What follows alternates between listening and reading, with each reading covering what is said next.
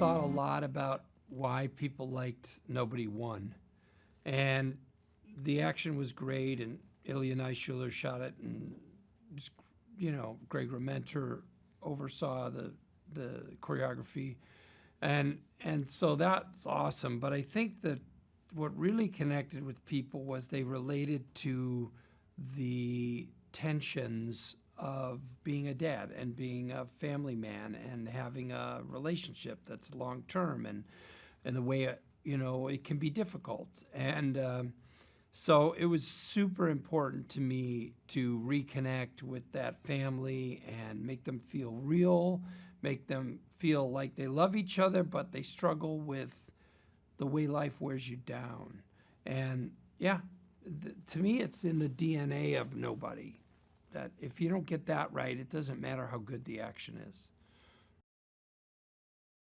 She has a more active role. She takes on some action, which at the end of Nobody Won, I said to her, would you be willing to do action in Nobody 2 if we get to do that? And she was like down for it big time. She trained for action in different films she's done, not to mention Gladiator, a great film. And she said, I'm ready to go anytime you want me to do that. To me, one of the themes of Nobody Won was a husband and wife who've lost touch with each other, and they've lost touch with the feelings of respect for each other and the way in which the other person is an active free agent who's made a choice to be in this relationship. And I wanted in Nobody 2 for the wife to remind Hutch that she too is a person of power and choice and ability, and she does that at the end of the scenes of the film, of the story. John Ortiz is amazing. He's one of our great actors, and he's in this film and wonderful as Wyatt Martin. And Colin Hanks, I love Colin. I did Fargo with Colin, and we knew we had a bad guy sheriff, but I needed him to be a guy you didn't suspect when you first meet him. And Colin is just a joy to watch play a very, very bad person. And then we have Sharon Stone, who is our quote unquote big bad. And we needed a big personality and a big presence to play that part. Sharon ate it up.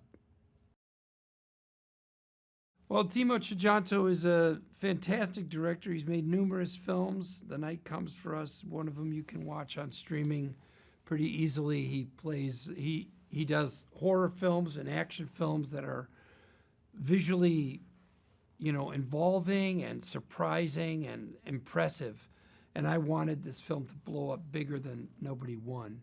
So I wanted those big visuals and those big sequences, and he was the man. The thing that I'm most excited about is, while it's true that Timo is expert in and brings the darkness and the bloodiness that he loves, that action film fans love, he also was up for the fun and the comedy of, say, the duck boat fight, which is more like a Jackie Chan film fight.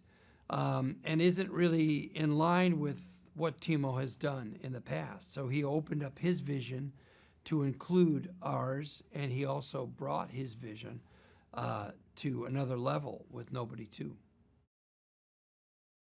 Nobody Won is a film that is almost a personal film to me.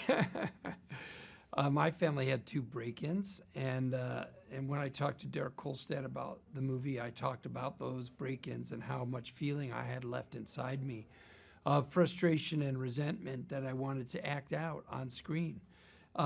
Nobody 2, we go to in my mind, it's the Dells. Of course, it's called Plummerville, but when I was a kid, I went on 2 vacations, one to the Illinois State Fair and one to the Wisconsin Dells.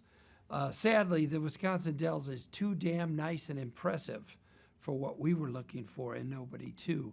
But it is reflective of, a family vacation where very often it's a little less relaxing than you wish it was.